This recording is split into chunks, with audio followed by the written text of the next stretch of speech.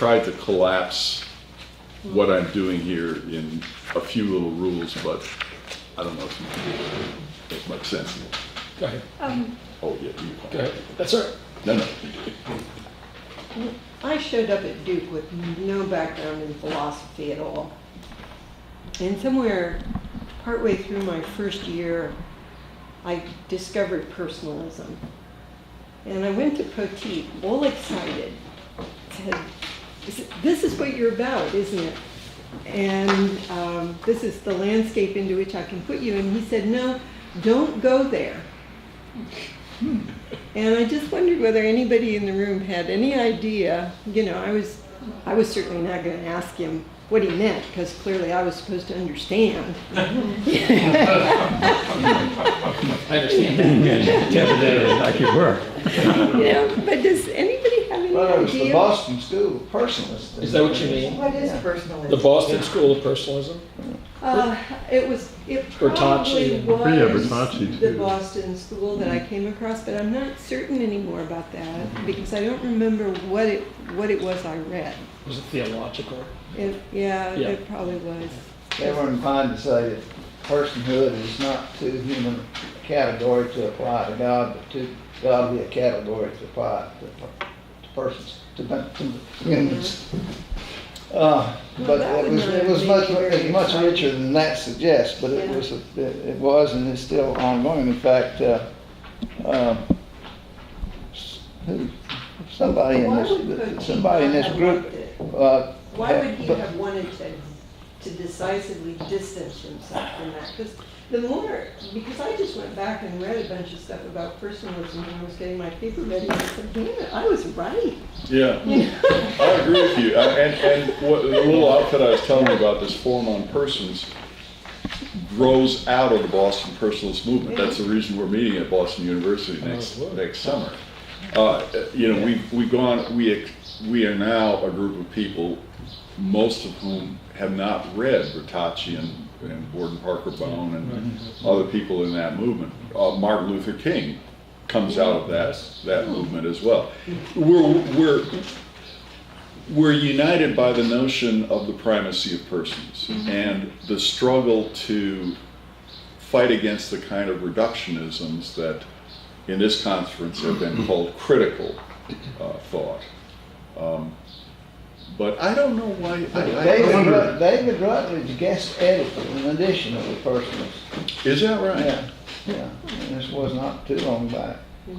So I wonder if Poteat might have felt that personalist movement was too idealistic and or individualistic, possibly. Yeah, there are a lot of idealists among the classic personalists. Isn't it also theological, weren't you saying, applying person, the category person to God? And he probably didn't want to get into that question. Yes, please. Sorry. This refers to both Ellen and Dick's interest in narrative.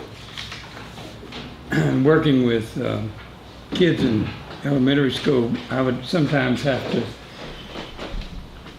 I had a formal report that came from social services, as I recall. In any case, in order for them to get further services at social services of a mental health kind, or maybe it was the mental health department, I don't know. But anyway, so I was supposed to write a description, and there were categories, you know, one line, well, tell us this, tell us this, tell us this. And I couldn't do that, not for several reasons. One, I found myself incapable of explaining anything about this child in those categories that made sense, I thought, certainly not to me or to anybody else who might read it.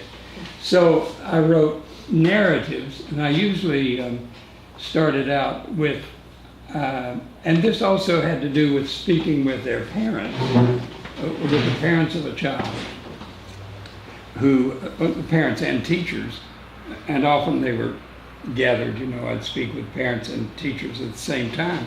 And I would just simply start out by saying, well, based on my engagement with your child, I think he feels so-and-so. And I would go to the feeling level. and it would be written in narrative form, and that made great sense to parents. You mean he feels? Well, I remember that such and such. I think maybe you're right. Maybe he does feel that way. I didn't realize he felt that way. So there was a beginning of an understanding of their child that came from my dealing with their child.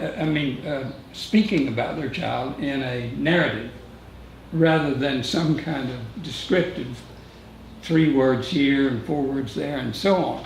Now, I didn't know what happened, whether I ever might be caught at doing this by the system, because, but I thought, well, I was, well, I forgot the word, but I didn't think anyone in the system might ever even read them.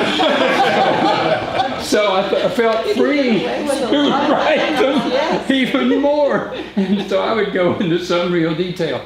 That was for the system. But when I talked with parents, it worked out that I would speak about feelings. I think your child feels this way or that way. I was able to protect the privacy of the child in terms of literal things that he had done in play or in words that he had said to me or any of that. I did protect his the privacy of that.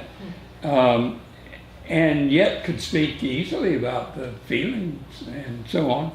And I was able to communicate with teachers and with parents more or less successfully most of the time, some of the time, by doing that. But it's interesting that you're talking about narrative, and just struck a chord with my experience.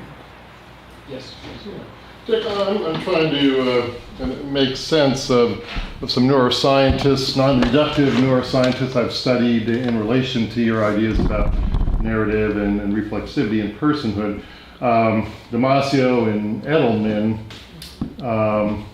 hold that animals, at least mammals, do have a proto sense of self, distinguishing themselves from others. I guess, like Walter Burkert in Tracts of the Sacred would even say animals, have a narrative, but obviously they can't, put that into explicit reflective terms. But then I'm thinking, and what distinguishes our consciousness, self-consciousness, is that we can, reflect on ourselves and become an object or tell a story about ourselves, all of that. On the other hand, infants and young children don't have that self-consciousness that would allow them to have a narrative. People with dementia would not. I mentioned about criminality. In some people with very severe psychological problems, they would even lose that sense of a proto-sense of self. Of course, mystics in some contemplative states might lose that sense even of the proto-self, let alone self-consciousness. So I'm just trying to make sense of it. I don't know if you have any thoughts on any of that. Okay, you give me too much. Yeah, it's too much. I But here's the thing. Now, I would say animals are intentional. That Right. seems very Yeah, reasonable. very obvious. I think what's distinctive about us, and the reason I'm using the character of resolve here, is that we're multi-intentional. We got a lot going on at one time, and we coordinate our Complexity. intentions, and that, I think, makes us distinctive among the animals. Right. It's Makes when sense. we can no longer do that, that's what we call dementia. And when a pre-adolescent is not yet able to coordinate his life, Like our students in college. No. some of them, yes. That's why we have a juvenile justice system, instead of holding them criminally responsible. Criminal responsibility is personal responsibility. Juvenile justice doesn't hold them personally responsible. It says, we need to train you so that you can become a person. Right. And even the Supreme Court, at least the majority, says, Yeah. we can't execute people until they reach Right. that full level of And that's why I think responsibility. the character of resolve is a more useful way of talking about what's distinctive. Again, my object here is is to circumscribe the batch of behavior that we hold people personally responsible for. And it's what falls within their character of resolve. And in pre-adolescence or adolescence, it's not yet gelled as resolved. In dementia or the second childhood, it has disintegrated.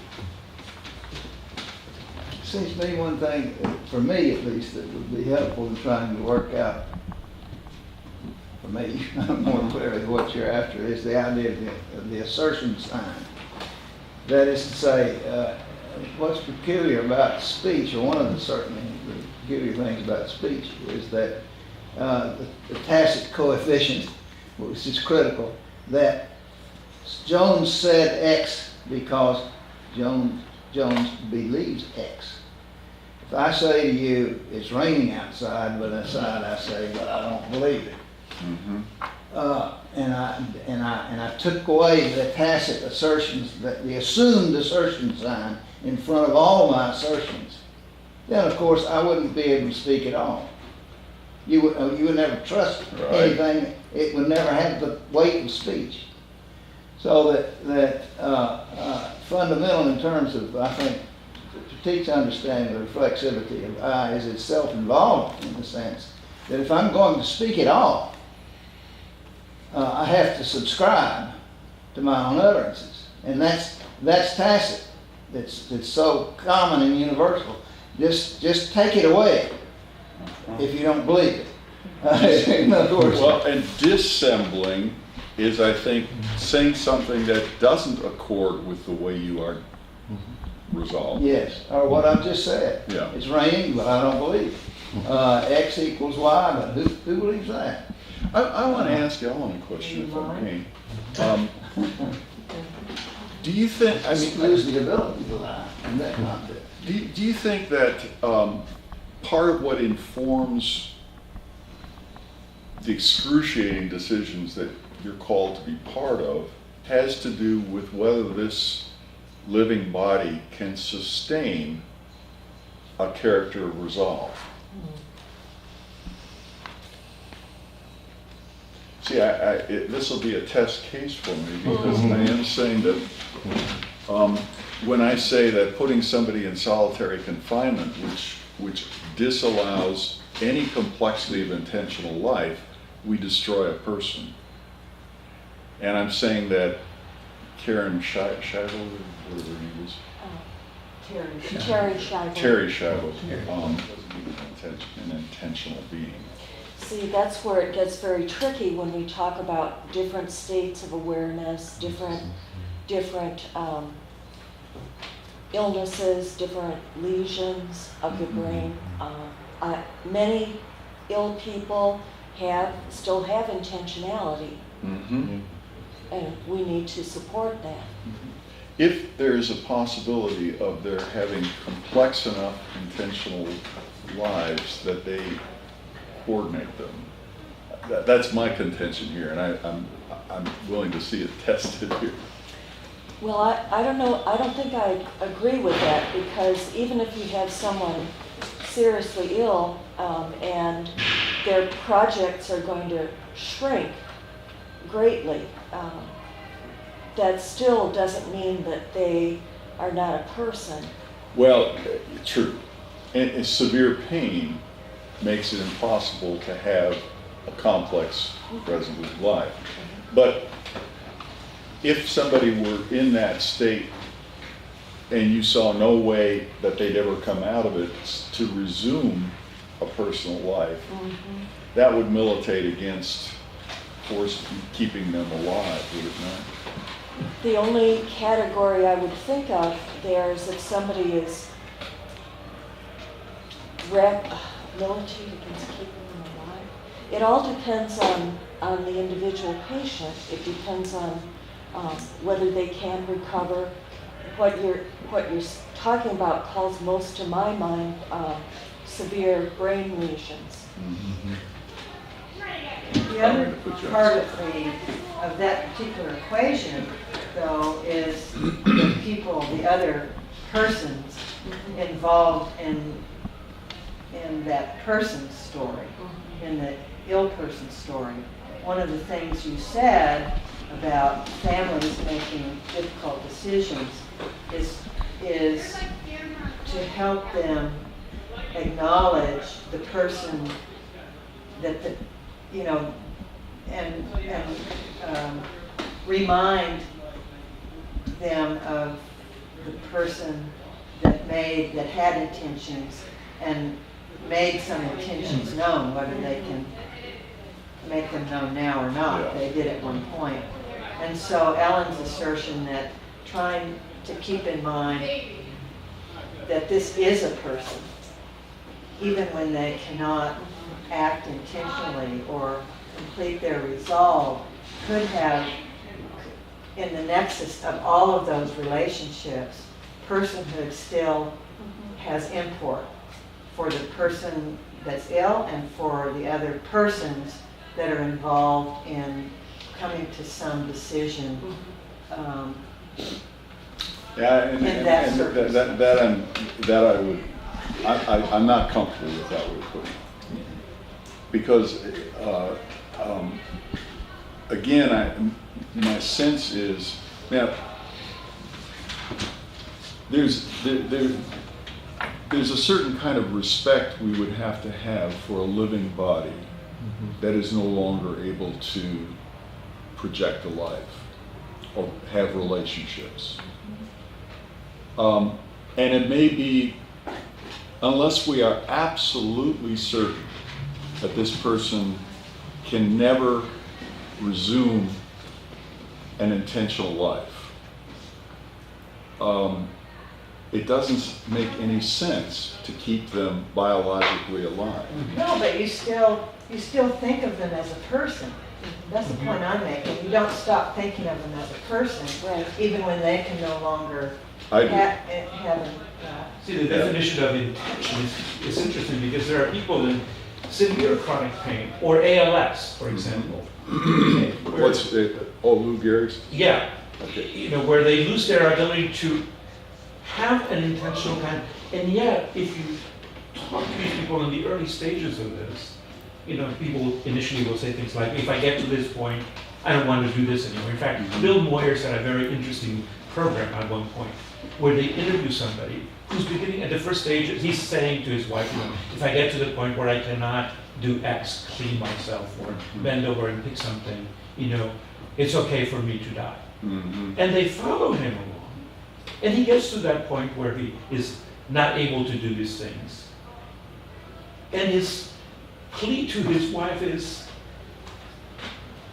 I want to continue to be in this convivial relationship and to continue to be, despite the fact that I'm no longer capable of having an intentional, and I will never be able to. In fact, it will get worse. And he ends up being just able to blink, at certain kinds of points. But that's not, and when they ask him, do you want to sort of kind of give up on your life? His answer is no.